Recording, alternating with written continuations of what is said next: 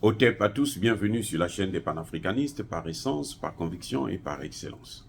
Celle des citoyens kémites par nécessité et obligation de combat. Nous sommes une chaîne qui n'est guidée que par nos ancêtres et rien que par les ancêtres qui appartiennent à l'égrégore du monde noir. Par conséquent, nous ne croyons en aucun Dieu venu de l'étranger. Toutefois, cette vidéo n'est aucunement destinée à inciter à la haine ou à la violence, car nous menons un combat qui est d'abord et avant tout spirituel, intellectuel et démocratique. Ensuite, il est politique, géopolitique et géostratégique.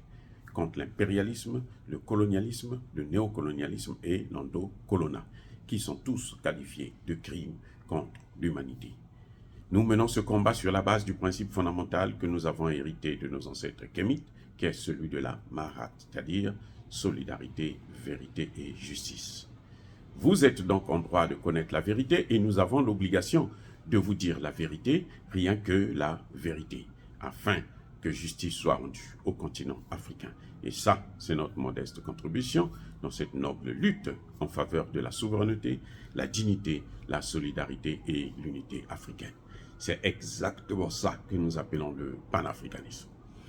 Bien-aimés frères et sœurs, le Premier ministre malien, le docteur Choguel Kokala Maïga, vient encore de nous faire une révélation qui nous pousse à réfléchir encore plus, à faire redoubler de vigilance et faire encore très attention. Et ça, ce qu'il a dit là, c'est très valable actuellement pour le Congo démocratique. C'est valable pour le Centrafrique. Je ne sais pas pourquoi Touadéra continue à garder les casques bleus. Je ne sais pas qu'est-ce qu'il a. Bon, parce que c'est vrai que s'il veut garder les Rwandais, ben, il faut qu'il garde les casques bleus. Parce que les Rwandais sont là-bas dans le cadre des casques bleus. C'est ça justement. C'est peut-être ça qui pousse Touadéra à continuer à garder cette mission des Nations Unies. Parce que les Nations Unies, comme venait de le dire le Premier ministre Choguel Kokala Maïga, les casques bleus sont devenus une force de recolonisation. Ouais. Les casques bleus sont une force de recolonisation pratiquement depuis le début ou de la continuité de la colonisation. Parce qu'en réalité, quand on regarde très bien, on n'a jamais été décolonisé en fait. On n'a jamais été décolonisé. Parce que de la colonisation au néocolonialisme, du néocolonialisme à la recolonisation, je ne vois pas la grande différence. La colonisation, le néocolonialisme, on utilise maintenant les gens à l'intérieur qui vont faire ce que eux ils faisaient quand ils quittaient de l'étranger pour venir chez nous pour faire. Maintenant, ils veulent revenir encore à l'ancienne méthode. C'est la même chose.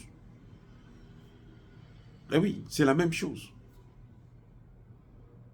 Donc, ça a toujours été une force de recolonisation et de colonisation. Depuis la création.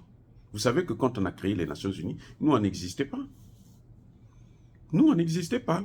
Personne ne peut nous dire. L'Afrique n'était pas née. Non. L'Afrique était morcelée déjà.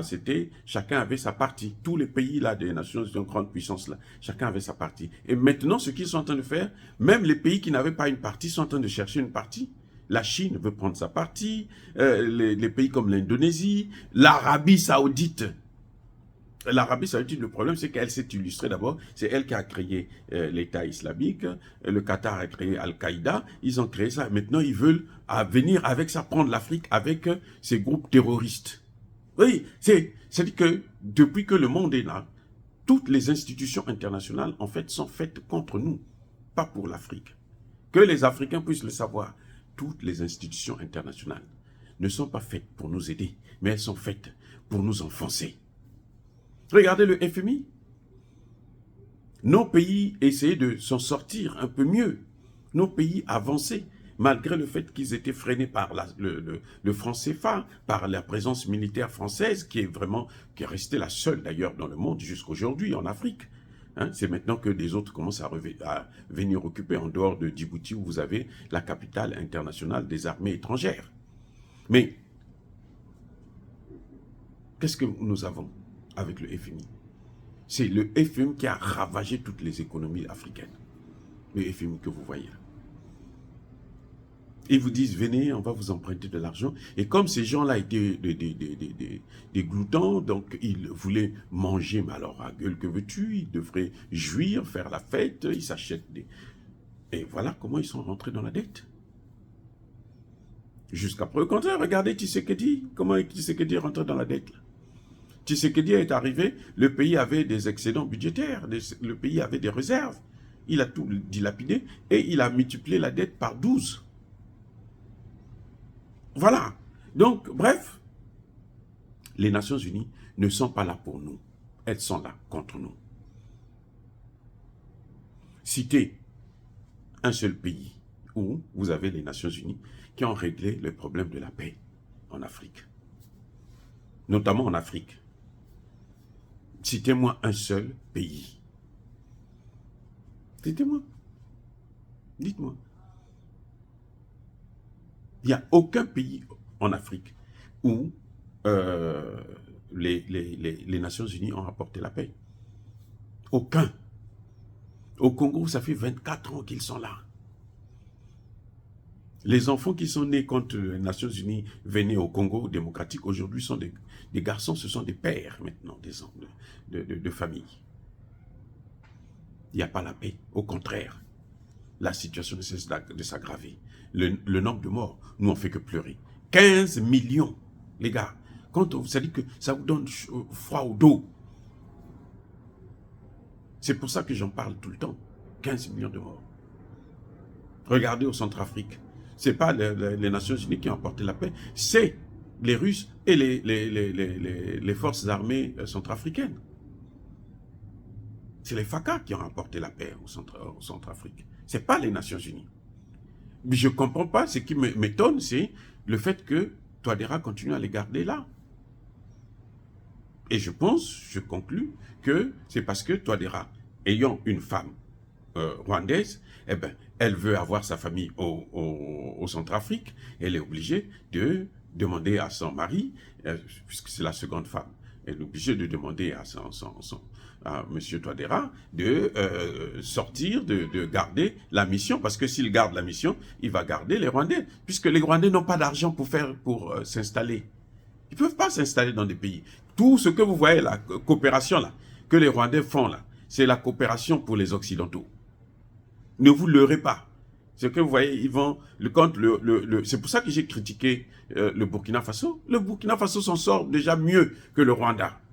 Le Burkina Faso est en train de s'émanciper avec ses moyens propres.